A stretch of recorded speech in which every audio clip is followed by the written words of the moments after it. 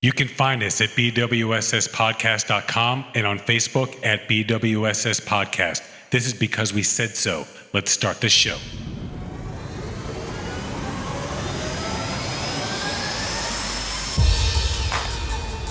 And now, recording from beautiful and sexy Miami, with your hosts, Seth and Laz and Research Lucas. It's because we said so. Yeah. So with that being said, I just realized I left my glasses on. That's all right. So yeah, this is because we said so. We got Seth over here, mic 1. We got Laz over there, mic 2. Looking at the camera. We got Lucas in mic 3. Hey. With his trademark blood red sunset going on back there. And we got Ricky back, Mr. Shake and Bake himself. In the flesh. In the flesh, that's for sure. So we're recording a little bit late, and so Benoit was supposed to be on the show this week, but Laz, your schedule changed, which you told us it was going to a couple months ago, because obviously we're getting into the holiday season, and Benoit couldn't record late. So we decided, okay, we're going to try to record on Monday with Benoit, and then Benoit's like, I can't record on Monday. We're like, let's just record on Monday. So we're recording a little bit late, and until like the holidays, so after the holidays, our release dates and times are going to be a little bit off kilter just because, you know, there's a lot going on with the holiday season right now. So topics today, we're going to talk about the stock market post-COVID. So that's what I got going on after the presidential transition, which we're going to be covering next or for our first major topic. Hat fishing. You guys hear of hat fishing? Hat fishing. No? Nice. All right. So Tesla Tequila. Anybody? Tesla Tequila? Yep. Yeah. Okay. All right. We got one for Tesla Tequila. Same name? Same company, same everything. Iran's nuclear scientist shot dead. I don't think you could have missed that. And then secret monolith. You guys have heard about this monolith in Utah that showed up out of nowhere? Yeah. Okay. So it disappeared. I mean, I'm not going to spoil, you know, there's actually been another development beyond that. So we come from Miami. You can get us at our website, BWSSpodcast.com. Twitter, Instagram is BWSScast. Twitter is BWSS Podcast. So is Facebook. With that being said, we're going to jump into everyone's favorite segment. It's time for Quick News. All right, folks, it's time for quick news. CNN travel couple finds more than 66 bottles of Prohibition-era whiskey hidden in the walls of their New York home. Anyone? I feel like I heard about this. So this was recently New York home when a New York couple was told that their over 100-year-old home was built by a notorious bootlegger. They passed it off as small town legend. But during a recent home renovation, the couple discovered something that revealed the legend could be true. In early October, Nick Drummond and Patrick Bacher said they found more than 66 bottles of whiskey from the Prohibition era hidden within the walls and floorboards of their home, which was built in 1915. Our walls are filled with bundles of booze, Drummond wrote on the documented the unexplained find said Drummond, who documented the unexpected find in a series of posts on social media, wrote on Instagram, "I can't believe the rumors are true. He actually was a bootlegger. The couple had been living in the house for over a year before they decided to make major renovations. Drummond, a designer and the historic preservationist, told CNN he was removing outside skirting when the bottom of the mudroom attached to the house when a mysterious package fell out. I'm like, what is that? I'm looking, and there's hay everywhere. There's paper and glass. I see another package. So essentially, they found like bundles of 6 bottles in there, 66 total. They're going to sell most of them. They said they're worth about $1,000 each. The really cool part is actually it's labeled Old Smuggler Gaelic Whiskey, which is still bottled today. So I would imagine that company is really wanting to get their hands on it, and they're going to keep one to taste. What's that? I'd sit on it. For sure you'd sit on it. Sell all. You'd sell it all? I would sell I it would all. not. I don't even think I'd sell half. I don't think I'd sell half. You know, I mean, first thing I do, of course, was open one just to see if it's, you know, and if it tastes good and it's drinkable, it's worth a whole shitload more. I definitely have people coming over all the time. Like, hell never yeah, had this dude. before. Look what you said. The company wants to buy it from them. Sit on it. Well, I don't know if the company wants to. I expect that they would want to, but what is it? They plan to sell the bottles, estimated value around $1,000 each. You could probably put them up for auction, stuff like that. But yeah, I'd find a really safe place to keep them. You know, kind of like what was those? The bottles of Macallan 18 or whatever. Oh, yeah, and the kids sold them and bought a house and shit. Yeah. All right, Lucas, rock on. You got the Navy Fire update? Yeah. Do you guys remember the aircraft carrier that caught fire back in July? Yep. All right. So just us. Okay. No Yeah. problem. All right. Back in on July 12th in San Diego. Sure. The aircraft carrier caught fire, and it took 5 days to extinguish. 40 sailors and 23 civilians were treated for minor injuries. 5 They days. finally came down. It was on fire for 5 days? Yeah, it took 5 days to put out. Wow. They came down with the decision recently to just flat out scrap the entire ship. Sure. To fix it and refit it would take up to about $3 billion. Wow. It was an aircraft carrier. Yeah. Why did it take 5 days? Oh, because it's probably on the water. Yeah. Just because whatever was on there just kept burning. They're just flat out scrapping it if I could find it. And this Completely. also comes from NPR. Can you look up the longest Research Lucas. longest aircraft carrier? We have it probably somewhere. Sure. Sure. For rebuilding or repurposing the ship could exceed $1 billion. The Navy said it could construct a new hospital ship, submarine tender, or command and control ship for the same price or less. Did they ever As far figure as- out how it started? No. Nope. It's still under investigation. All right. Toronto's Sun, new dating phenomenon, hatfishing, surging online with 1 in 10 Brits as victims. So it has often been said that bald is beautiful unless one is desperate for a date and is willing to use any means to conceal their thinning mane. In Britain, the follically challenged have turned to a new phenomenon that has seen an online surge known as hatfishing and describes someone attempting to mask their baldness under a hat when presenting themselves to social media or on dating apps. Research reveals 21% have tried to conceal their lack of hair when seeking dates. And of that number, 16 have resorted to donning a hat, which is why they've been anointed as a hat fisher. Comes in after a survey of 1,000 adults found that 1 in 10 Brits claim they have hat fished. And while 40% of women feel they would go no further with a love interest if they were hat fished by them. So, any hat fishers out there? Anyone? That's that. I see a lot of people like that. Sure. Especially more Caucasian guys, because their hair grows a lot on the side. So if they wear a hat, you think they have hair. Sure. And for example, how you look right now, you might be bald. You know what I mean? That's true. So Oh, that's just really? crazy. I didn't. Yeah, I guess from this angle, you Yeah. could. Yeah. God, That's crazy. that's true. I have an answer on that aircraft carrier. Oh, go ahead. It's USS Gerald R. Ford. Okay. It is 1,092 feet long. So that's more than 3 football fields. That's a pretty big ass fucking boat. Just saying. Yeah, you have to have space to 100 land and take off. Yeah, for sure. Yeah. And it's about 100,000 tons fully loaded. Sure. Whoa. Sure. All right. Toronto Sun, Tesla launches $250 tequila in the U.S. Runs out, imagine that, in hours. Tesla Inc. Chief Executive Officer Elon Musk made good on his promise to sell Tesla tequila 2 years after after teasing the plan in a tweet, and the $250 bottles flew off the virtual shelves almost instantly. Pictures revealed a sleek lightning bolt-shaped bottle, a lot different than what Elon Musk teased when he touted the tequila. The Silicon Valley billionaire is no stranger to selling quirky products in limited one-time sales. He sold flamethrowers at $500 a piece in 2018. I was not aware of that. That would be cool to get your hands on. That actually sold out I don't quickly. think that's Flamethrower. I don't think That's that's legal. No, anything that shoots a flame, I believe, less than 10 feet is not regulated by the ATF. Less than 10 feet? Yeah. Wow. 10 feet's a lot, though, bro. 10 feet's a lot. You could get somebody in 10 feet. Good Lord.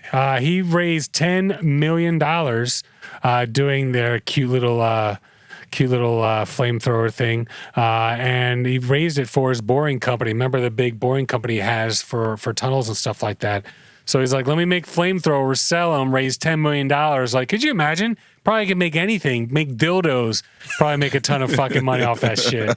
So He tweeted the idea of Tesla Tequila on April Fool's Day in 2018, which many of his followers considered to be a joke. However, Musk's effort to trademark the drink in October of that year were frowned upon by Mexico's tequila producers. According to the website, Tesla Tequila will be available only in select U.S. states, including New York, California, Washington.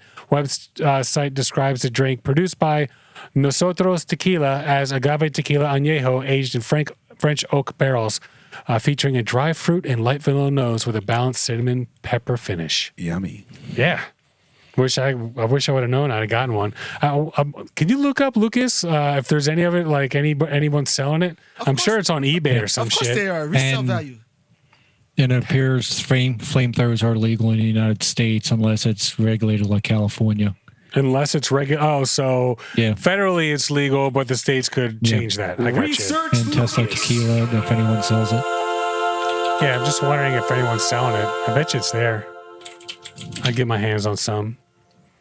All right, Laz, what you got, man? Japan. We got Japan.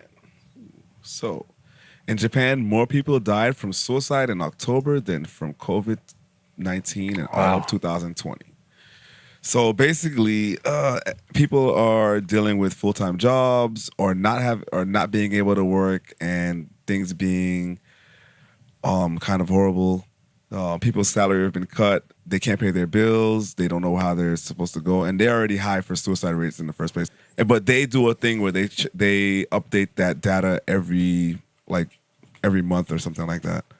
Compared to us, we update our data like every year or two. Oh, okay. Yeah. So, if you're getting that many suicides, you have to update it monthly. I'm sure it's a per capita thing, too. We had talked about this last week. I think one of our other things about the mental health. I've been looking at a lot of mental health lately because I know somebody that has like mental health problems. Sure. That I was working with, and he would seem completely normal, but he had a lot of shit going on. And he tried to explain to me that, on his normal days, that even though you could see somebody like acting normal or being part of society, that you don't know what is going on behind it, Yeah. And he was No doubt. anxious about everything, and I'm like, yo, you're good. Like, it was a smart kid. Like, he wasn't like a weirdo. Like, you know what I mean? Or he didn't seem like a weirdo, so you would never know. And then he would he'll be doing something. He's like, yo, I have like the biggest anxiety ever. Like, I can't right now. And then he'll just like walk away. Anxiety is no joke, especially if you get one of those panic attacks or whatever. Yeah, I suffer from anxiety. He would get panic attacks. You do? Yeah, I do. Okay. Like panic attacks? Yeah, and- panic attacks. Really? Yeah. Is there a trigger? Overthinking, stress. Sure. Stuff like that. I remember, this is kind of a funny story. It's not meant to be, but this is when I was working at Prime 112, like long time ago. And there's this busser, and we were, in the thick of it. Prime 112 was like super, super busy. It still is, but this was like the first like couple years it opened. And this busser just like all of a sudden is like, I can't, she's like going like this, like she can't breathe. I'm like, you can't breathe. I'm like, no, I figure she's choking. So I pull her around like in the fucking, in front of the coffee station, give her the Heimlich maneuver. Come to find out, it was a panic attack. She wasn't choking at all. So I can say that her panic attack definitely went away after I was giving her the Heimlich maneuver. Now But it's another type of panic. yeah, exactly. So I found out afterwards, like, what a dork. But dude, I've gotten a couple. It's funny. The only times I'd ever get one, like legit, is if I was like eating something and I coughed or sneezed and I got a little piece of food like stuck up the back of my nose and I couldn't get it out. It would fucking drive me crazy. And it's the only time I ever felt like I would get one. But dude, those things are no joke, man. Yeah. So what was it? Kevin Love, right, was talking about he the basketball player, like he'd suffered from them and stuff like that. So, all right. They have it in children too over there. Like, so, like In suicide children? suicide rates in children. Children.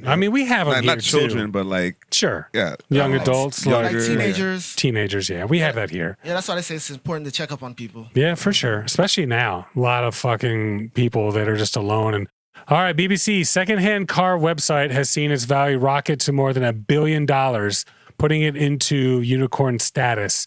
India's Cars24 has seen a big rise in business during the pandemic as people look to alternatives to public transport, such as pre-owned cars. India's popular but unreliable rail networks were shut off completely when the country went into lockdown. A unicorn refers to a privately owned startup firm, which is now valued at more than $1 billion. Other startups that have gone to become unicorns and household names include Uber and Airbnb. COVID-19 infections in India have now surpassed 9 million. Further lockdowns are being considered. While trains and buses in India's big cities have resumed services, many commuters are avoiding public transport over fears they would catch the virus while commuting.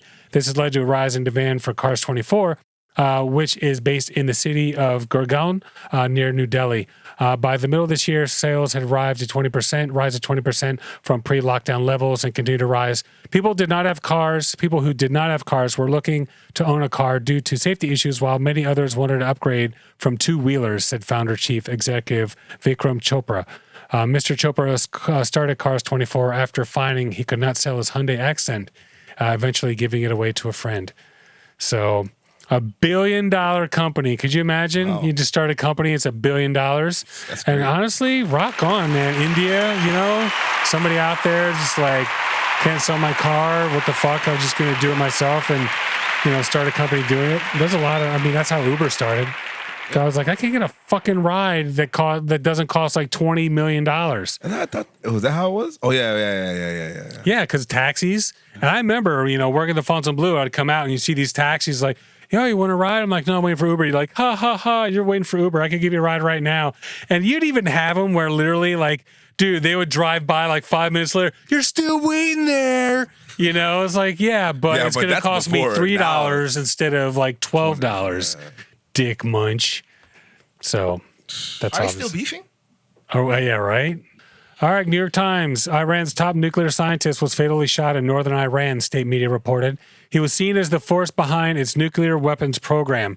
U.S. and Israeli intelligence described the scientist as Moshe Fakhrizadeh as the force behind what they call Iran's COVID push for nuclear weapons.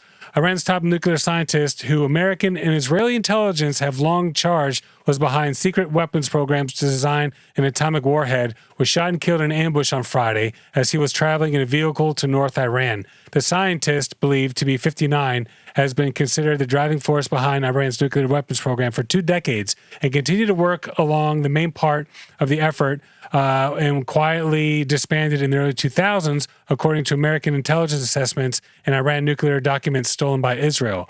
One American official, along with 2 other intelligence officials, said that Israel was behind the attack of the scientist. It was unclear how much the United States have known about the operation in advance. Gunmen waited along the road and attacked Mr. Fakhrizadeh as the car was driving through the countryside town of Absard in the Damadavan region. According to official Iranian media and state television, Mr. Fakhrizadeh had been gravely wounded in the attack, and doctors could not save his life. So in Iran, of course, they're threatening to retaliate and all that stuff. They're saying that today they plan on retaliating. So who did it? Did we do it? Did Israel do it? I mean, they're going to say Israel do it just to have a reason to retaliate. I don't know if we would. Israel definitely has more of a reason to do so because they live like right fucking there. The problem is we're never going to get back into this Iran nuclear deal treaty. It's never going to happen because, Trump ruined it. Like every country now realizes that just because we did a deal with the United States doesn't mean the next president isn't going to come in and fuck it up. So that's never going to happen. Iran is never, hear the words that come out of my mouth, never going to do another fucking deal with us. It's never going to happen. That's what's up. All right, Laz, what you got? Joe Biden. Yeah, Mr. Biden. God, already off to a great fucking start this guy. Yeah, I look. Like, really, bro? This is how you're going to start? You're like, Biden really? With a fucking boot? Go for it. Yeah, Biden fractures foot while playing with dog, and he has to wear a boot. Playing with his dog. He's old. Yeah, that's playing with your dog. President-elect fractures right foot while playing with one of his dogs, an injury discovered in a scan Sunday that will likely require him to wear a boot for several weeks, his doctor said.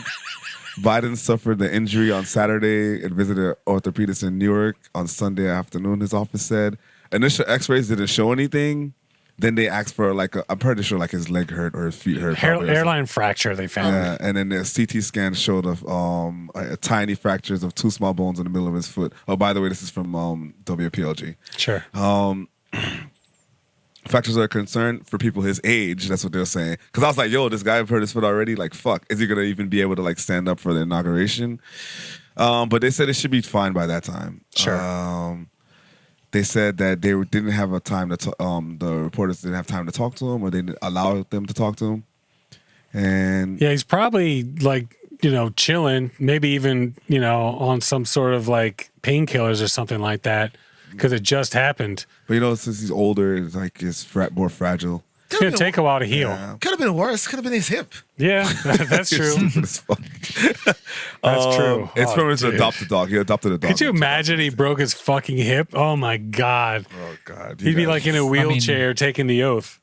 Have we forgotten about George Bush choking on a pretzel in bed? No, I didn't remember hearing I've that. never heard that before. Is this George H.W. or? Yeah, Junior. Dad or son? I know, the son's the one that threw up. Remember he threw up in the fucking meeting? He was in a meeting, dude. He's in a meeting. I think it was Japan. Was he and fucked he up? just threw up in the middle of the fucking meeting, In front dude. of everybody? In front of everybody. Like at the table. Like, dude. And then he had a shoe throw at him. Wait, I remember the shoe. I remember the shoe. I can't Yeah. remember the story. What happened? He was, Was I it don't- Congress or something? No, he was in Iraq or Iran or probably Iraq, but he was doing like a press conference. Yeah, and yeah. The guy- the guy threw a shoe at him, and bro, he was like, whoosh. He like matrixed that shit. He's like, the shoe like went by. It was actually pretty impressive. So I'll tell you what, George Bush, I would have loved to have him for the last 4 years. That was definitely a lot better than what we fucking had in some ways. George Bush was maybe not him. He was very entertaining though. He was entertaining. He was cool, man. There was a lot of jokes. He wasn't an asshole, you know. no, he definitely. wasn't the smartest guy, but He wasn't he a wasn't an horrible idiot, guy. but he wasn't an asshole. I'll give him one thing. He knew how to cheat. Lucas, did I ask you to look something up? Research Lucas. Yeah, well, I looked up the Bush joke and Los Angeles Times, January 14, 2002. President Bush briefly lost consciousness Sunday after he choked on a pretzel while You lost watching consciousness? I didn't hear. Yeah. Wow. Oh, while that's like watching right a football after game on like television, and it's That was on my birthday. Can you look up which country he was in when he threw up at the conference or at the dinner? That was the other thing. It's people also asked which U.S. president choked on a pretzel. Yeah. The answer it gave was on January 8th, 1992, at about 8:20 p.m., just while attending a banquet hosted by the Prime Minister of Japan. Japan. Yep, U.S. President George H.W. Bush fainted after vomiting. Yeah. Okay. That's So he first- vomits and that's then the he first faints. president. Yeah, first that's president. okay. Gotcha. All right. It was okay. All right. Last one. BBC. When officials in Utah on Monday revealed they had found a shimmering metal structure deep in the Red Rock Desert, they refused to say exactly where. So you guys heard about this, right? The monolith, the steel like structure they found in the middle of the fucking desert. I just didn't know what Monolith was. I forgot to look it up. Monolith but is like the Washington Monument that just goes straight up. Technically, yeah. that's kind of a monolith. That's what a monolith That's is. Sure. that's an obelisk. Obelisk. Okay, fair enough. See, there we Fucking go. Okay. dickhead. Research Lucas. I just figured I didn't really need to know what it was because I saw it. Sure. I saw it. So here's the thing. So they found this thing in the freaking desert and they didn't say where. Somebody ended up seeing or they noticed the flight path or looked up the flight path or saw the radar of the helicopter, found out where it was flying from or to or something, found it, posted the coordinates. Bunch of people went there, took pictures with it. Like, okay, here's the monolith and it's about 12 feet tall. And they're saying it's a professional job, like steel welded, like buried into the freaking bedrock, like no joke. And everyone's like, who did it? They thought it maybe was this. Experts initially suggested it may have been an unknown work by the late John McCracken, who was known for his plank sculptures, but McCracken died in 2011. So they thought maybe it was him. There's a lot of other like land art. But the funny thing is, all of a sudden, a couple of days ago, Bureau of Land Management, and this is the bureau that originally said, we found this, yada, yada. Here's our official statement on the rumors surrounding #monolith. We have received credible reports that the illegally installed structure referred to the monolith has been removed from the Bureau of Land Management public lands by an unknown party. The BLM did not remove the BLM did not remove the structure, which is considered private property. We do not investigate crimes involving private property, which are handled by the local sheriff's office. Structure has received international attention. Yada yada yada yada. So it's been removed. Is it private property? Well, it's private property where it was put, federal lands. Okay. So I'm pretty sure it's either way. It's private property, but it's been taken away, and they don't know who took it. Maybe the person who put And it then there. today, Bizarre. Monolith identical to one found in Utah appears on hillside in Romania. A metal monolith nearly identical to the one that was discovered in the U.S. state of Utah has appeared on a hillside in Romania, not far from a historic fortress. The mysterious three-sided structure appeared in the Balkan county, appeared in the Balkan country, comes around the same time that a monolith in Utah was moved from its remote desert location by an unknown party. Local authorities said over the weekend. The shiny pillar was found in the country's northeastern Neamt County. Neamt County, reports the Daily Mail. The monolith was located several yards from the Dacian fortress Petrodava, an important archaeological landmark and fort that was built by the ancient Dacian people between 82 BC and 106 AD. We have started looking into the strange appearance of the monolith, said Neamt culture and heritage official Roska Jusnau. It is on private property, but we still don't know who the monolith owner is yet. In a protected area on an archaeological site. So, protected area, archaeological site, now a monolith just showing up all over the fucking place. This guy's creating some Banksy type freaking buzz going on here. That's for sure. So, same artist, different artist. Maybe. I don't think it's the same. It would be funny, or maybe it was like a group that's just dropping them That's just a randomly. copycat. But A copycat. I thought copycat, country? but that's really fast to like make one like that quickly and get it to fucking Romania. Or the guy was in Romania, but it's not like he can come over and like see the specs. Or know somebody there. Yeah. Or they just built like 7 already. And We'll then, keep like, looking. next That would week- be interesting. Build a set of them and just kind of like, Have and a all of a network. sudden I'm the artist, and And next week it's gonna come into somewhere else. then he'll sell each one of those 7 for probably like $500,000 each or whatever. You can have the official monolith at your home. So, They can't fit in anybody's home. Lucas, are you ready for a special segment over there? Yeah. Are you? It's time for Wait a minute. What the fuck? WTF news, folks. What you got, Lucas? All right, this comes from APnews.com. Sure. Man sues Washington jail over lack of gluten-free food. While he's in jail. Yes. I've actually heard that this is like a thing, yeah, because people are gluten-free or whatever. Yep. Good Lord. Joe. Yeah, but if but you're actually sick, or sick of celiac or something like you have that. to. We talked about it on the show. Yeah. He says that he lost about 35 pounds and was malnourished to the point of unconsciousness during a 3-week stay in a Washington state jail earlier this year. Yikes. so he's not currently incarcerated. No, but there is a disability discrimination lawsuit against the Clark County Jail in Vancouver, Washington. So he was in there like short term, and this was one of the. I gotcha. My thing is, whose fault he was in jail? His. It doesn't matter, but they're supposed to. Oh, no, it doesn't matter. No, because I know our prison system is not the greatest. Although California did ban publicly owned or privately owned, jails. I feel like that's something they should do. They should do that. Everywhere. Yeah, 100%. That shit makes no sense. Like, None whatsoever. All right, well, fucking A. Lucas, that's what's up, man. That's it? Yeah. Oh, I thought it was- Yeah. My first shout out, Mexico. Finally got our first listen in Mexico. Our neighbors down to the south. So Canada hooked us up. Hold on. Speaking of Mexico, speaking of marijuana, Mexico. Oh, yeah. I mean, duh. It's not a fucking secret that a lot of the marijuana we get comes through the fucking, and drugs for that matter, comes through the tunnels of Mexico. No surprise there. He's right about that.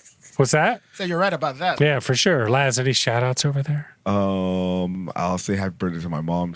It's coming up Saturday. Saturday. The 5th. 5th, okay. Lucas, shout outs over there? Actually, I want to shout out the Pope. The Pope? What? Okay. Dude, every time I hear any kind of news about Catholicism, he's coming out with some radical ideas trying to change their ways. He's very progressive, bro. Very Like, progressive. Yeah. Yeah. All right. Well, shout out to the Pope.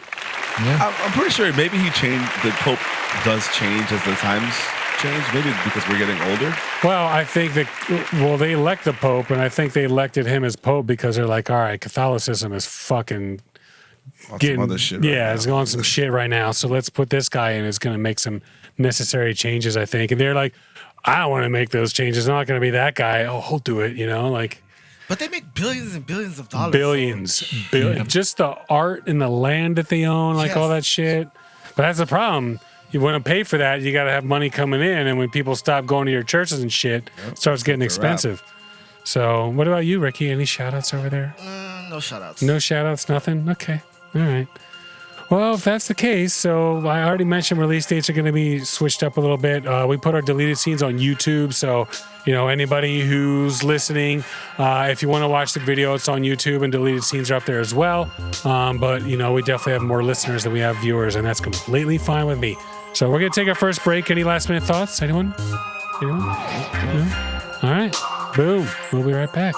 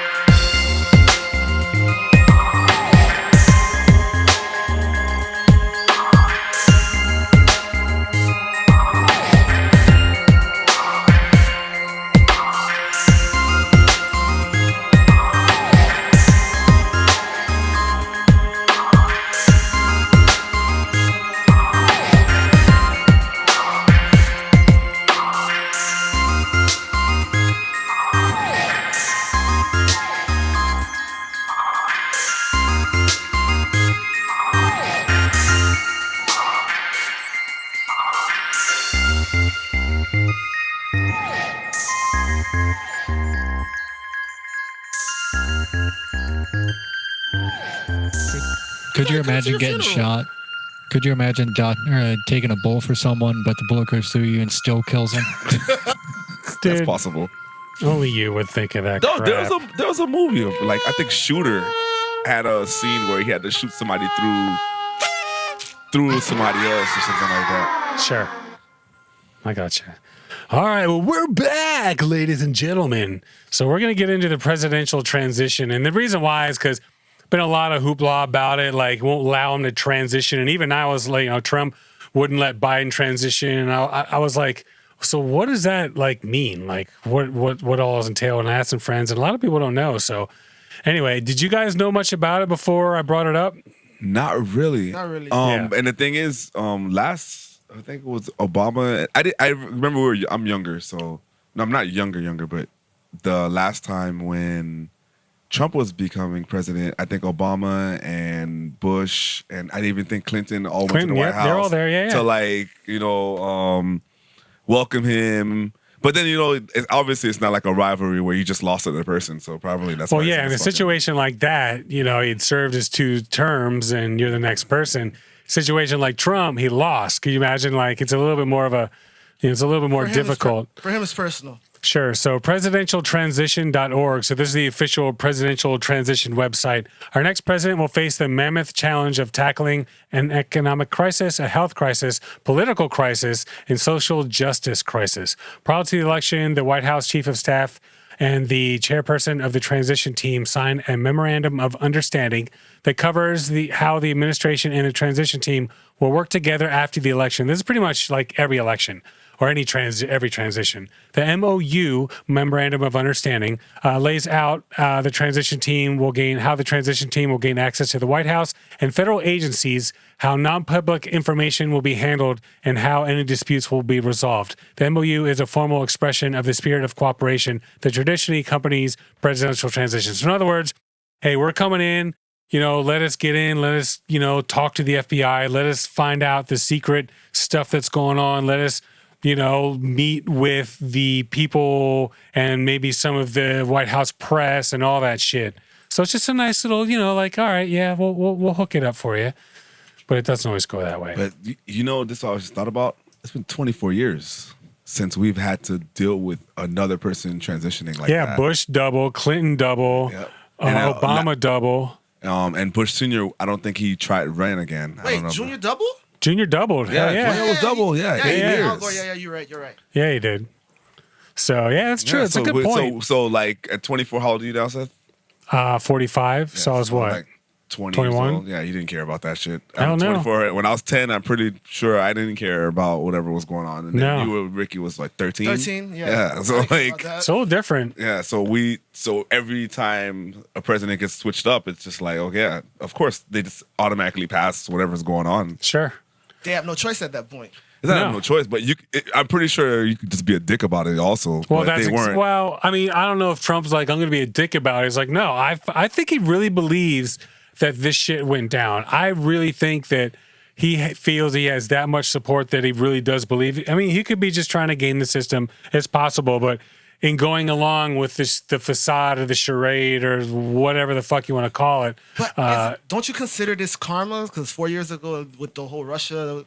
Yeah, I mean, votes. you could call it karma or you could call it America. It's just like, no, fuck that. We are not having another 4 years of this shit.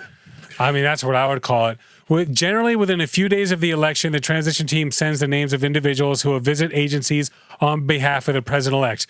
You know, once again, the FBI, the CIA, like any type of agency, the Treasury Department, you know, just like people just to kind of, you know, get a lay of the land. Prep you. Figure it out. Pretty much. Yeah.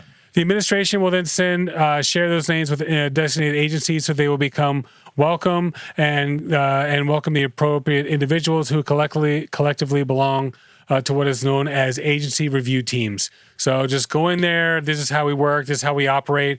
And what's interesting is this transition.org, you know, a lot of what these companies do, you know, they just make sure that everything is exactly the same because when you're going to the White House, like, okay, you work here. What is your job? What does it entail? Like, what do you have to do? What's your day like? So when they come in, they know who this person is, what their job is, what their job description is, and what they actually do. Because some of these jobs from administration over time, you know, that goes on, the job changes. Like the job might be the same, but what you do changes. So there's always a big part of finding out a lot of that too. And that's what a lot of these interview teams that go in there are trying to find out. Agency reviews teams gathers information about agency operations, flags critical issues, and tee up early decisions for actions for the president-elect and new agency heads. Agency review teams members' names, agency review team members' names, and most recent employment must be made public before they can contact the agencies. Certain agencies play an especially important role in the transition process. The Office of Government Ethics, for example, helps president appointees identify and resolve conflicts of interest. So, in other words, you know, putting your fucking son-in-law to be, you know, the Treasury Secretary or some shit like that. No qualifications at all. No qualifications whatsoever. So I'm not saying he did that because he didn't, but there are plenty of examples of, you know, and Obama did it too. It's not outlandish, but you know, they just make sure that you're not crossing any lines and shit like that. So that's generally what happens, and then why it's important. And getting that delay makes it difficult because in addition to that, you know, Obama, there's thousands of people who have to be appointed into different positions, and president doesn't make most of those decisions. He has people that he wants to put in certain places, but most of the time it's your fucking team. After the reviews and stuff, like, all right, this is the person we want to fill this position. Right. So, as far as transitioning, how much does the vice president get about the information that goes on? That's a good question, Because Lucas. Research Lucas. I don't know if that's something you're gonna be able to easily find. It's a good question. Because I would think that they would probably get as much information, if not, no, well, they're not going to get everything, You but should get a what happens majority is of the information. once if Sure. something happens to the president, you're next. So Yeah, like the exactly. same day. So I'm pretty sure they're pretty well versed. And the reason not well versed. Oh, they probably know whatever is going on. But he was just vice president 4 years ago. Sure. So I'm pretty sure he has a lot of information Information, already. This is like the wrong person Well, to do that to. and I actually have that here, but you're 100% correct. He knows a lot of the people, how things work. You know, he knows a lot of the foreign dignitaries and, you know, the governments and how they work. So if there was a person who's going to do that, that would definitely, you know, he would definitely be somebody you want to go in. Trump's was a fucking disaster when he went in. Yeah, so for Biden, it's going to be like a smooth transition. Yeah, pretty much. For himself, not for him, because- yeah. yeah, but not because of the. That's what I'm saying. Sure. Trump doing that to him, if it was another somebody else running against him, it probably would like fuck things up or Sure. make things a little slower. But it's like, okay, you don't want to help me or make things happen for me. I kind of have a feel for it. Yeah, Sure. I'm good. I got Sure. it. I was here. You So know what I mean? we spoke about this already. The outgoing president typically hosts the president-elect. So, have him come over. We saw when Trump, it was Obama, and it was Clinton, and I think, what was it, George Bush as well, who was there to welcome Trump into the White House and walk him around, and this is this room, and here's the Oval Office and stuff like that. And they typically will leave a note behind, like sitting on the desk of the Oval Office, one note, one president to the other one. And did you see the one? So George H.W. Bush left a really, really awesome. So started with Ronald Reagan, and then George Bush actually left one for Bill Clinton. So, dear Bill, when I walked into this office just now, I felt the same sense of wonder and respect that I felt 4 years ago. I know you will feel that too. I wish you great happiness here. I never felt the loneliness some presidents have described. There will be very tough times, made even more difficult by criticism you may think is not fair. I'm not a very good one to give advice, but just don't let the critics discourage you or push you off course.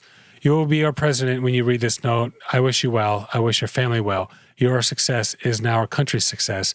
I'm rooting hard for you. Good luck, George. That's actually nice. Yeah, Hell yeah. Now, granted, he wasn't booted. He served his term and going into Bill Clinton and stuff like that. But absolutely. Yeah, that's what you would want. Trump's not doing that. Fuck. He might. No, dear Joe, I never Do you think lost. Trump will leave a note? That's a good He question. might have I just somebody told write it you. for him. Dear Joe, I never lost. So I think he'll leave one. I don't think he could never fucking whatever. What about you, Laz? Do you think he's gonna? He's gonna leave one because it's not. Somebody's gonna tell him you need to leave one, bro. He's leaving it. Okay, Lucas. He might leave one, but I would half expect him to leave a blank page. A blank page.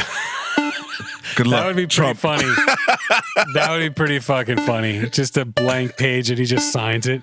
Just so that everybody knows Ricky, it's there. you think yes, no? I just told you, dear Joe, I never lost. All right, fair enough. Fair enough. We'll accept that. All right. Well, I feel like he'll leave something for sure. So, President Transition Act requires an outgoing administration to provide the president-elect with a detailed classified summary of threats to the national security, major military and covert operations, and more as soon as possible after the election. So that's another thing. What are the threats to our country? Agencies are also responsible for completing background investigations for candidates for top national security positions as quickly as possible before the inauguration. Of course, once again, Trump's son-in-law got approved pretty quickly. Another requirement of the law is for outgoing administration to host interagency emergency preparedness and response exercises.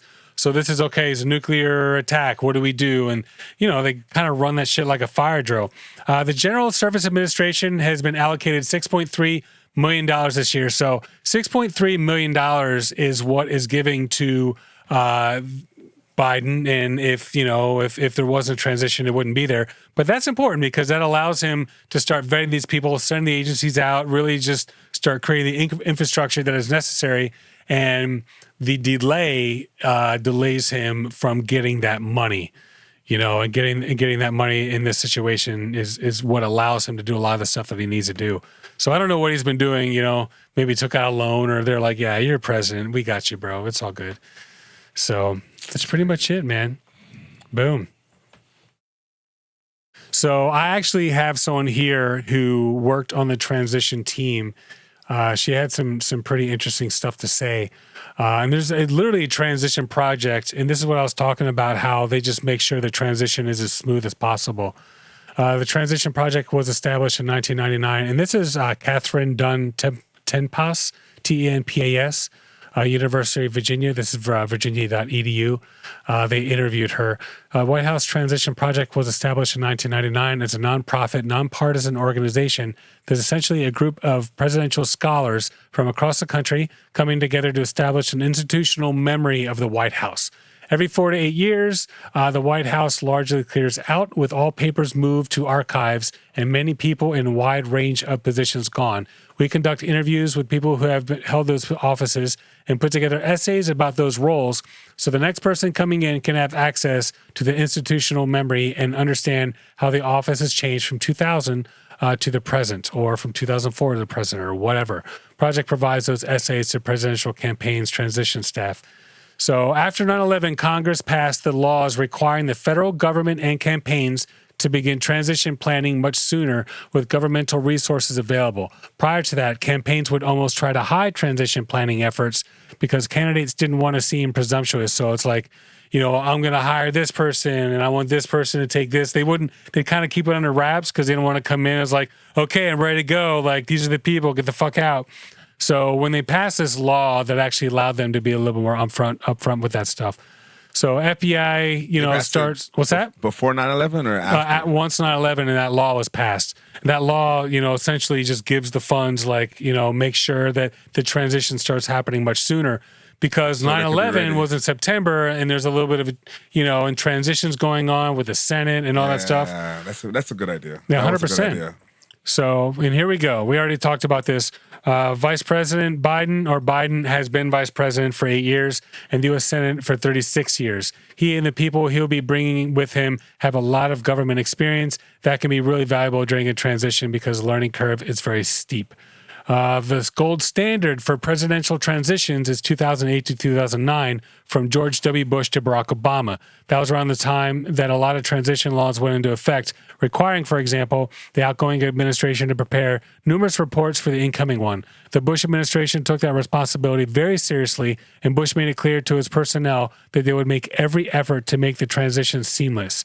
The 2016 presidential transition was more chaotic. According to our research, the Trump team had the least number of government experience among incoming administrations since Ronald Reagan, which was part of the appeal for some voters since Trump ran as an anti-establishment candidate.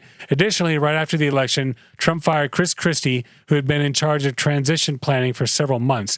The Obama administration prepared the necessary reports as Bush team had for him, but we were told that officials from Trump's team sometimes did not attend those meetings or show interest in the reports. I think that made the learning curve a lot more difficult. And there you go. That's pretty much it for transition. And Lucas, information, didn't study. What's that? So you got the information and didn't study. They gave the information. Here's the meetings, and never fucking showed up to. They didn't take it. Fucking that shows you he didn't care. Yeah, I don't give a fuck. Fuck this. No surprise. All right, so stocks in a post-COVID world. I'm bringing this up because obviously we're coming to the end of the COVID situation. We would like to think, especially considering the fact that the vaccines are coming out, and both Pfizer and Moderna applied for emergency release of their COVID emergency usage, and then once that passes, if it does, but once it does, which should be happening at the end of December, there's going to be some moves. Well, I want to start with, I'm not a stock advisor. None of us here are. We're not giving official advice. So obviously you want to do your research. And I wanted to start with stock industries that are going to start doing a lot better. And the first one's going to be in the travel industry. I would assume you guys would get that. So, and understand that. Airlines and cruises, hotels and stuff like that as well. It's going to be really, really important. And the reason why is because people are going to start traveling again. So American Airlines is I want to start with the airlines because you have American Airlines, you have Delta, you have Southwest and all that. Spirit. Ugh. Did Spirit make it? I think they made it. So American Airlines, they had a stock offering. They were looking to sell 38.5 million shares to raise $500 million. So that stock has a 52-week high of $30.78, 52-week low of $8.25. So, I mean, it's one of those ones that has a lot of swings going on. The problem with a stock when it releases new shares is when you own a stock, you own a portion of that company. And when a company is going to release 38.5 million shares out, every share that you own is now worth less money. Most companies or most professionals think that it's going to be probably a couple of years before airlines are considered profitable. Made a lot of cuts, took out some debt, did some shares, took out loans, got some bailouts, stuff like that as well. And that's pretty much, every airline had to do something to actually stay active. And the problem is, before you start being profitable, there's a lot of stuff. You got to start paying back loans, ramp up, with the flights and stuff like that. But at the same time, looking at the stock market, every time they announce something about the COVID ending, airlines go up, cruise lines go up because it's positive news. And the airlines that survive, oftentimes, especially the big ones, are going to come out stronger because of all the cuts. Boeing is high risk, high reward because of the 737. And if you guys remember, the 737, 2 of them crashed. They had to bring all of them out of circulation or out of usage. And that was the one that they, the big plane that they made. But it just got reclassified, flyable again. It's been a couple years. That was a little bit more high risk, high reward because they lost a lot of money because this plane that they had hundreds of them on order, they had them all over the freaking world. All of them had to stop flying. Yeah, for sure. So I would go for Delta Airlines. And the reason that's DAL, they didn't issue any new shares.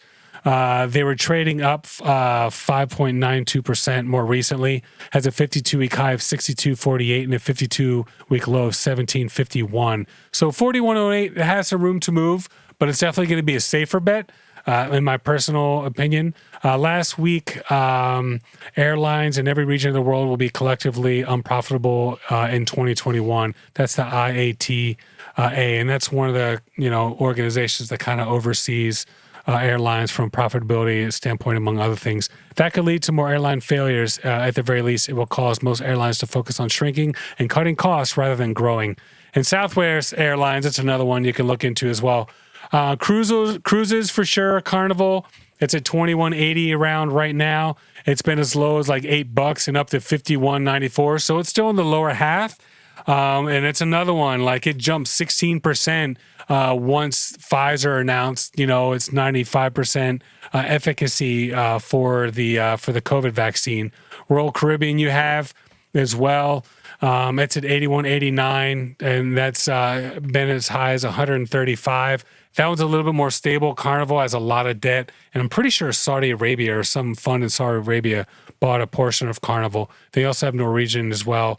Restaurants, movie theater companies, I think are going to be huge because they've all been fucking decimated. Yeah, I bought my shares from, was it AMC? Dirt cheap. Yeah. What you bought AMC? How long ago? I bought it like March, April, like $4 Oh, a share. right when it really hit the fucking nice. Good for you, bro. You know what Hell I got yeah. my return on? GameStop. I bought GameStop $5 a share. Right now it's at 18. GameStop is tough though because the longevity of GameStop I feel like is No, it's because of the PS5 and Xbox. I'm about to get rid of them. yeah, because there are other places you can put it now. And GameStop, unfortunately, like what are they going to do? Everything's going digital. They're selling just digital versions of the PS5. No, but so I without heard discs, what do they have? So, but I think movie theaters are the way to go. AMC, Regal Cinema, stuff like that, because they've been decimated. And I don't know about you, I am dying to go to a fucking movie, dude. Who you telling, bro? And all the freaking All new these movies are being releases held. Yeah, all these releases going to streaming platforms is annoying. Yeah, it is annoying. And what Disney tried to do with Mulan and stuff like Yeah, that that wasn't. sucked. I wanted to see the Mulan. Yeah, $30? No fucking I'm way. not paying $30 to see the movie. So here's another one. Any renewable energy companies that you can look into because Biden is very, very pro renewable energies. I put a lot, in fact, we can call it the BWSS portfolio. Back when everything hit the fan, I've been sitting on some cash and I did some investments. And really, I've been the money that I've been getting every month has been pretty close to paying the bills. So right now I have NIO, which is an EV car company in China. I have Tesla, EV car electric vehicle company here, and also have Switchback Energy, which is a company that has the infrastructure, who's doing a merger with ChargePoint. And what they do is they put all these charging stations, and they own like 80% of the market. Putting all my eggs into one basket a little bit, but renewable energy is going to be really, really good. Solar power companies, infrastructure companies, stuff like that. Oil is an interesting one. But that's the thing, renewable energy and like oil and coal and stuff like that, super, super cheap. And at one point, a barrel of oil was minus like $18. And normally like, a barrel of crude costs like $30-$40. It was minus, which means that these companies had so much of it because there was no demand. They're paying people just to get it off of them because they needed to make space for the other oil that they're producing. So That's crazy. Yeah, but oil is one of those ones where you can do well because once airplanes start flying again, once the economy picks up, gas is going to be on the rise. It's going to take a little bit of time. But that's another one where I would look into Diamondback Energy. You think gas is gonna go up? I think oil, it's gonna have. It'll have to. No, even before COVID, gas was like stable. It didn't really go up. Well, that's the thing. Right now, I mean, it's possible. You could be right. I can't argue with that. But I think that because of the fact that it's gone down so much, because of the fact that it went down to a point when I started driving. Occidental is one of the companies which is a little bit more high risk, high reward. They're at 16.50 right now. Their 52-week high is 47.58. And I bought them when they were down like $10. Ended up selling them at like 17, made a little bit of money and got out. But they're up 81% just in the last month, because as soon as they release, COVID stuff, like, oh my God, things are going to start, moving again. Diamondback Energy, FANG, F-A-N-G is the ticker for that. I would go for that. It's about $43 right now. The highest like 96 or something like that. It's been doing a lot better. There's a little bit more infrastructure based and stuff like that. So Uber, that's another one that you would think would go up, but they're actually at all-time highs. I don't see how, but Uber is crushing it right now. Crushing it. No, what's crushing it right now? Bitcoin. Bitcoin is crushing. So I moved all my cryptocurrency, sold it all, put it into Bitcoin. Like I'm just done fucking around with that shit. No, in the beginning of COVID, the lowest I seen Bitcoin was $5,000. It was down to like 6. Yeah. Right now it's at like 19. 20. Well, Yeah. 20 now. Yeah, it's true. Absolutely. So it's funny. It's one of those, when it goes down, like it'll never go up again. It always fucking goes back up again. So online video platforms like Netflix, stuff like that, they've already dipped a little bit. The question is, are people going to cancel their subscriptions when life gets back to normal? I doubt it. What do you guys think? I have beef with them. With Netflix? Yes. Why? We'll make it a quick one. Because they upped the price again. Of course they up the price again. No, they have I went to. from paying we were paying $7.99 years ago, $12.99 fine. Last week I get, you're up to $17.99. Like, what the hell? Well, yeah, because you go without commercials.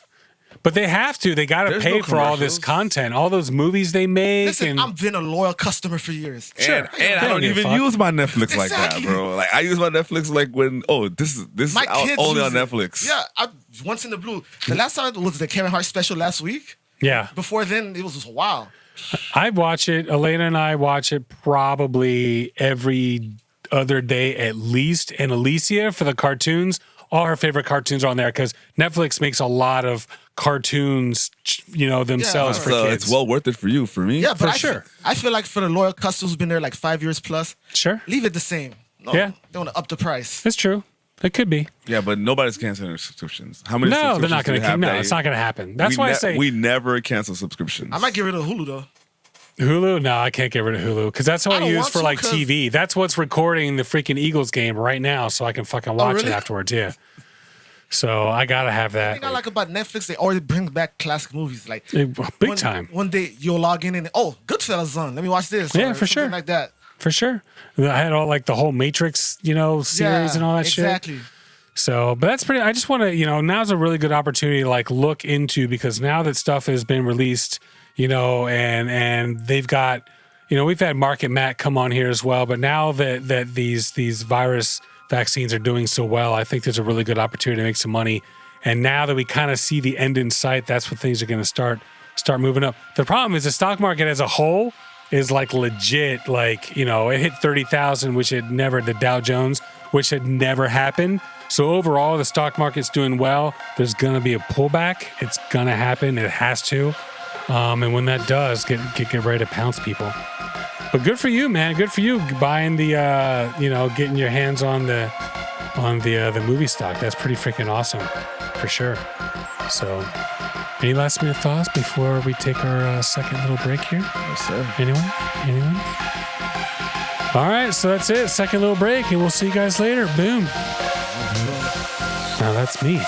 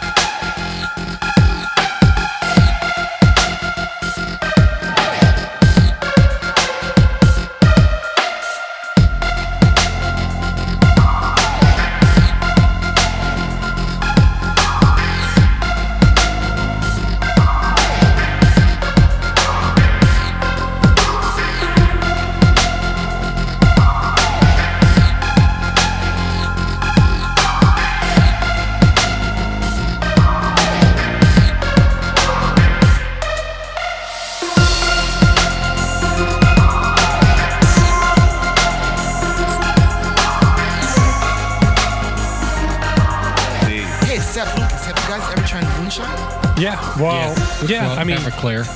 Of course. so I've had when I had a job for a while working on the NHRA drag races, and it was actually the Powerade NHRA, which is owned by Coca-Cola, and we would obviously be like NASCAR, but the drag races, these cars would go 0 to 300 in like 3 seconds. It's unbelievable. So, Just like your sex life. but Jesus Christ, I suppose. So we would be out in the fucking boonies, and this one guy on our team, because he'd been doing it for so long, he just had a moonshine fucking connection in each fucking state, each city we'd go to almost. I mean, not in LA and not when we were in but if we're out there, like you have apple flavor, blackberry flavor, but yeah, man, definitely had some moonshine. Neighbor has mango and raspberry, I think. Oh, he makes it himself? No, he got it from a club we belong to. Oh, nice. Moonshine Yeah, but Club. how much shots are you fucking having? You can't even drink moonshine. Wow, but there's the watered down versions where they'll mix like the flavoring and stuff like that. No, but I'm talking about the real. Yeah. I mean, I've had it. Well, you can get you've seen them in the mason jars, every once in a while, like the corn moonshine or whatever the fuck it is. So, all right. Well, Oh, green. Just straight green alcohol. yeah, pretty close. I mean, that's kind of what I was trying to do. So, I'm sure I make limoncello every year. And actually, here, for those of you listening, I've got almost 2 gallons of limoncello that we started. I don't know, Elaine and I started about 6 weeks ago. And we can't get the 190 proof, the 189 down here in Florida. We can only get 150. So Is that this year's batch is going to have less alcohol. What's that? alcohol law, Florida? I guess so. Yeah, Maryland, you can get 189. Here, I guess 150, that's it. But still, 150 is good. There's some places, some states where you can only get like 100 proof. And if you're trying to make limoncello out of that, fucking forget it. It's just going to be, it's going to be People like, drink that normal. yeah, exactly. So it's not going to have much alcohol in it. And then this, I just started. This is a blueberry raspberry liqueur I'm starting. There's some orange peel in there. There's some lemon. This is just a test batch. So we'll see. Hopefully it doesn't suck. I don't know. I just kind of want to try it. And raspberries at the grocery store down here in Florida are just really inexpensive and they're really delicious. And they have some blueberries too. So I was just like, let me give it a shot. I was just going to do the raspberries, but I decided to do blueberries also. All right. So that being said, Lucas, are you ready? Research Lucas with the weather. All right. So, Lucas, what do we have for the weather this week? This week, we have Whiskey Town, California. Whiskey Town, California. I miss my whiskey. Whiskey Town. Sounds like my kind of town. Where is it located in California? Oh, wait. Who was it? Whose nose was that? I feel like that was Lucas's. Yeah, that was probably me. Yeah. Okay. Watch it. Oh, and We've been working on it.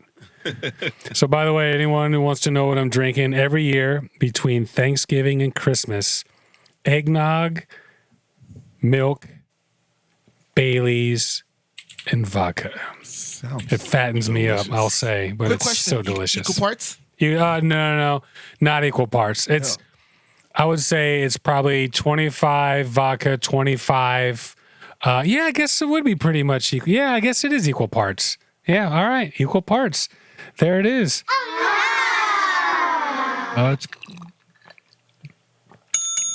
That's correct. No, Lucas, what's going on over here? Good Lord. No, I was trying to figure out where Whiskey Town is. Yeah, It's just go pretty Whiskey much- Town, California, hit the Yeah, I map did. button and zoom out. After last week. Let me guess. It's after- southeast, but Wait, what- kind of central. Why am I a part of this? Why are you bringing me into this? Because last week, dude, it ended up being one of our audiograms, our audio snippets. All right, so where is it in fucking California? Do I have to look it up myself? No. It's like research It's- Lucas. It's North California. But Okay. it's pretty much dead center. Dead if you center take- of North California. Yeah, if you take California, you go like that. It's in that northern portion, like Like- dead like center. that. Okay, all right, we got it.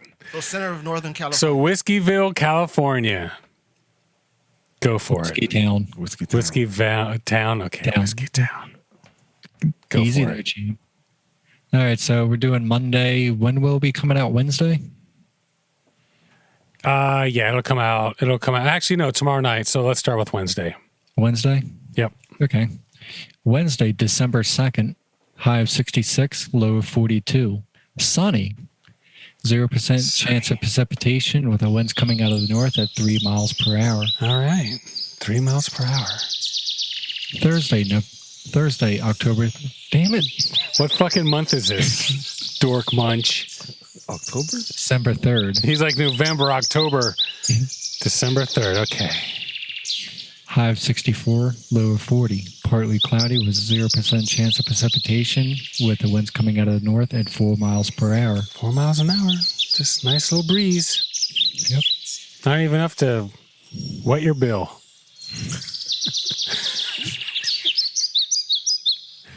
Stop. I taking can't. my- I can't. It wasn't that funny, but okay, sure. I'll No, drink to but- that.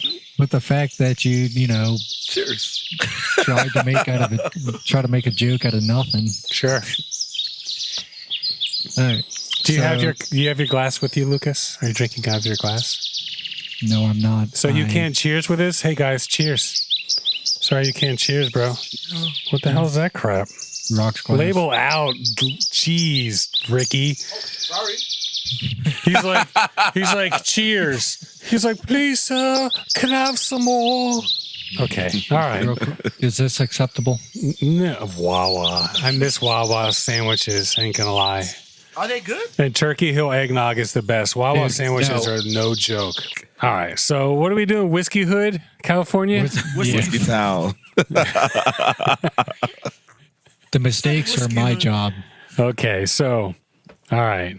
Friday. Whiskey Dum, California.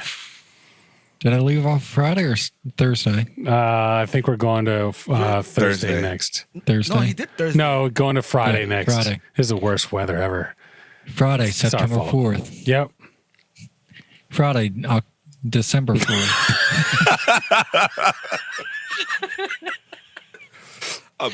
Dude, I just I literally spit all over my freaking SM7B from that. That's fucking hilarious. I'm guessing this is gonna be in the outtake. No, this is going to be in the fucking show. We can't let this one, no.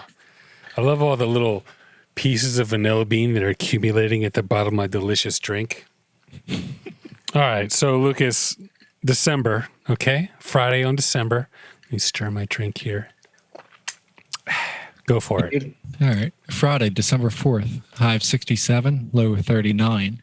Sunny, 0% chance of precipitation with the winds coming out of the north-northwest at 4 miles per hour. Yeah, And before you say anything, remember it is a California. Weather's not going to change too much between places. Sure. Before you complain about that. Seth. Okay.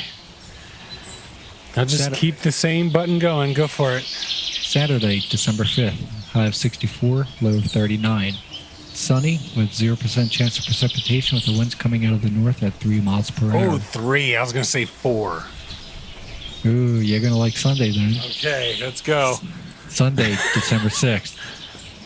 High of 66, low of 39. Sunny, 0% chance of precipitation with the winds coming out of the north-northwest at what miles per hour? 4 miles per hour. Yeah, exactly. You do one. What? 1 mile. 1 mile per hour? You started to say one. Well, 4. Yeah, 4. Whatever. Okay, well, research Lucas. With the weather. Where is it? In north, south, central California. Whiskey Street? Whiskey Town. Whiskey Town. Okay, Whiskey Town. Whiskey Hood was better. Whiskey Hood was better. That's my kind of hood. All right, so I guess we're gonna jump into beef. And Ricky, you said you had some beef. Nah, I spoke my beef with Netflix. I got my beef. He has beef. Oh, you have your beef? Oh, okay. Yeah, Ricky could probably. Well, me and Ricky work at the same place. All right, so go ahead. All right, so Let's hear it. Hold on. What? You got beef? it's peak time, what we call it, where we work, you know. So it gets busy as fuck. It's like probably triple or quadruple of items and packages and people ordering shit than usual. Do you guys hire extra people? They should, but we they- just get extra days. That's why That's Okay. why I have to change those schedule for our Sure. programming. Sure. Yeah, you have to be here extra early. Oh, damn. Okay. Well, my shifts are different because I already work like a long 3 days. So they take an hour from me on those days, and I have to work 2 days or an extra day. Okay. So one of the assistant managers that work usually my shift, and they had their mandatory overtime day on Sunday like me. They were helping us move things into the trucks, and he comes to me. He's like, "Yo, how the fuck do you do this for 12 hours?" And I'm like. Damn. I'm like, yo, don't you understand? We'll be like, oh, we're tired. Because we're just like, at the end of the shift, 10 hours, it's a physical job. You get tired. Sure. And I'm like, yo, we eat. I try not to do that much caffeine, even though I drink the Red Bulls. I can't think of like the Red Bulls now. But it's Do you like the blueberry, or the mango? Or is it mango, passion fruit, or lemon one is delicious? good. The lemon one is Lemon, okay, sure. So then, and I'm like, yo, but he only worked like 2 hours when he complained. It was like 8 o'clock. Wow. We started all at they 6:30. All they usually do is just walk around. Yeah, they're just walking around. They're not pulling shit. They're not like they work. You feel me? Like they make shit go. They understand, But No, like they don't. the physical part, no, they don't understand the physical part until they all actually they have do to is do put it. their names on a clipboard. You're working this station. You're Yeah. working this station. You call that work? No, I'm talking about no, not regular days. I'm talking about like the extra day. Oh, So he's like, how the fuck do you do this for 12 hours? I'm like, and you understand when it's like 4:30 or you come back from your break and you eat and then like you work for like an hour and it's like 5 o'clock in the morning now. You've already worked 10 hours. And then, Because you're so busy, you don't have it's time to busy. look at the watch or whatever. Yeah, but like, and then he's like, when you're complaining about somebody like not really wanting to go somewhere far away or when they fuck up something, especially with Ricky on his shift, he tells me that they fuck up shit all the time and he has to like do a double job. And I'm like, when we tell you this shit, it's not because we're just playing around. Like, you know what I mean? Like, you're literally burning out your body every day you come to work. If it is like that. So now it's busy as fuck, so he has to do it as well. And 2 hours, like, you complaining about 2 hours? Is he still there? Does he quit? Did he quit yet? No, he's there. It was just one, like, it was the extra day, so, but it's gotcha. extremely busy, so it's all hands on deck. It's like the same with restaurants. And it'll pretty much end like soon after the holidays and then back to normal? Yeah. it'll be dead. After January, it's gonna I be gotcha. dead. That So makes it's sense. like, don't complain. Don't fucking start being a bitch about shit when you can't even do an hour and a half.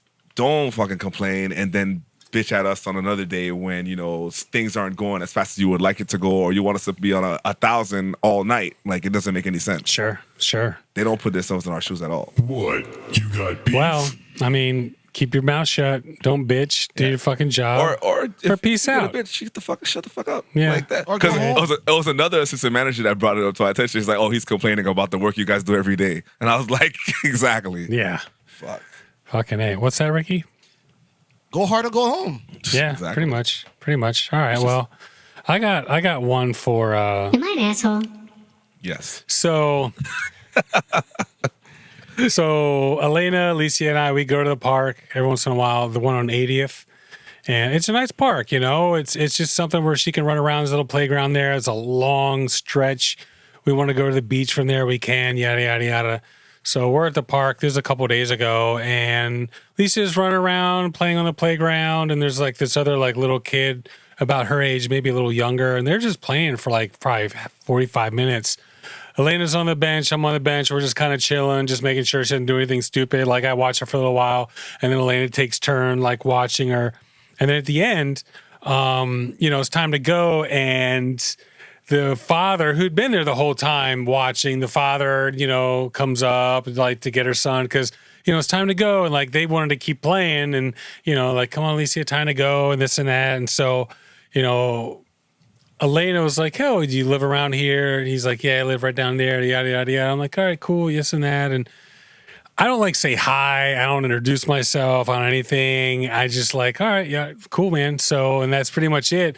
And when we got in the car, and it's true, like it's fair. Elena was like, you should say hi, or maybe, why don't you say anything? And I just thought about it. I was like, I don't know, I guess because I just don't feel like meeting people. And she's like, well, you might never see him again. I was like, well, Exactly. So the question is, I mean, in this situation, Am I an asshole? and I feel like the answer is yes, because obviously I could be more friendly and I could be nicer and this and that, but it's just like, it's not like we're going to set up play dates or anything you're like good that. with this one. Could have been worse. He could have looked at you and not responded. That's true. That's true. There's some people like that. But especially I on kind of wasn't making a lot of eye contact either. I just, just like trying to corral. You're good on this one. No, there's a lot of people at our Okay. job that are like that. You'll say good morning and hello, they just look at you. Sure. Yeah, I but got you. this situation, their kids are playing with each other. Sure. Yeah, but you're not an asshole. Because with me, I'm good. I'm not on that. Yeah. I don't really want to talk to anybody that really have to talk I'm to. the same way.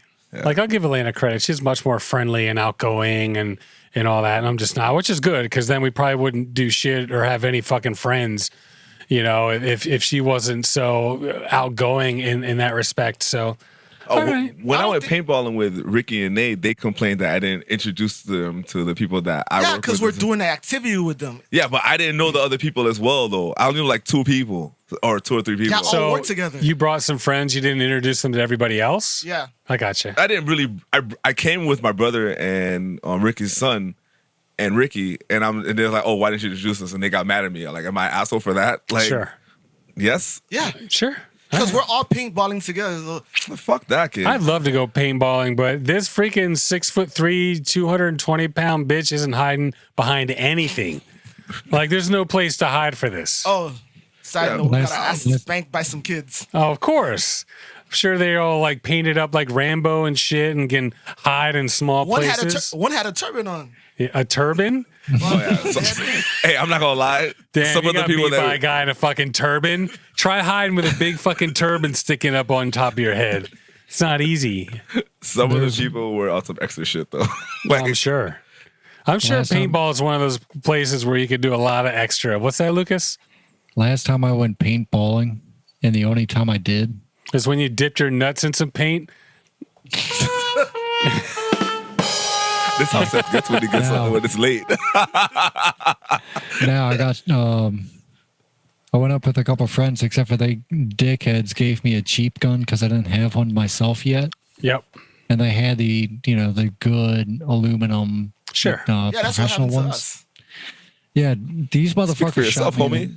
Oh, you These got a real motherfuckers- gun? It's not about the gun. It's about the shooter. Okay. Okay. The whole Okay, team Lucas. lost. It's about the shooter. The one they gave me was a cheap single shot pump action, while they had the semi-automatic Pump action? Oh, whoa. Where did you go? Oh, they went like you're outside. I live in the boonies. We went into the woods. Oh, they don't have to go anywhere to paintball. They just go outside. Oh, they're disrespecting. These motherfuckers. Pump action.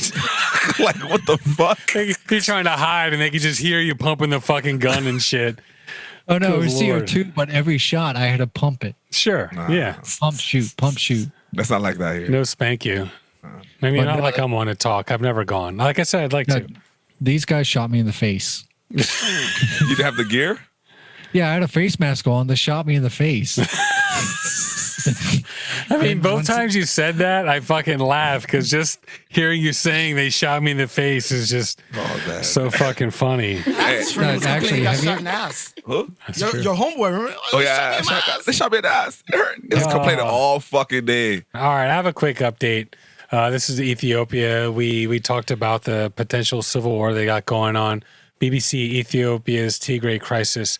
PM claims capture of regional capital Mekelle. And if you remember, the Tigray region, Mekelle is the capital. Tigray is where they had the TPLF, right? Tigray's People Liberation Front or something like that. But anyway, these people didn't want to go along with what the president wanted. A little bit of a war started, and the president basically took over. It began earlier this month after Mr. Abiy announced an operation against the TPLF, the regional party, accusing it of attacking the Ethiopian Army's Northern Command headquarters in Mekelle. I'm pleased to share that we have completed and ceased the military operations in the Tigray region. So it sounds like they took it over. They got it. We'll see what happens from there. But I guess a little bit of a victory for the president there. That's pretty much it. Anybody got any last minute thoughts? I actually do have an update. Okay. Oh, that's right. That's right. Yeah. You do have an update. A weather update. That's right. So that's right. You told me. I forgot. I'm glad you remember that. So we've never had a weather update, so this is our first ever. So, Mr. Lucas, go ahead and take it away. All right, do you guys remember when I did the weather for fucking Austria? Remember fucking Austria? And I kept saying Australia, Fucking, and it was fucking, and it was fucking. That's the name of this. That is literally spelled and called fucking Austria. Well, at least in the English. And yeah. well, I'm not even, yeah. Well, from CNN, no fucking way, Jokeweary Australian Village changes its name. As of January 1st of 2021, fucking will be known as fugging, Fugging, instead of Fucking. No fucking way. Hey. So they just went from fucking to a New York accent. Yeah, pretty much. I feel why. like it was because of us, because we featured it on our weather, and Lucas did a good job. Weather, yeah.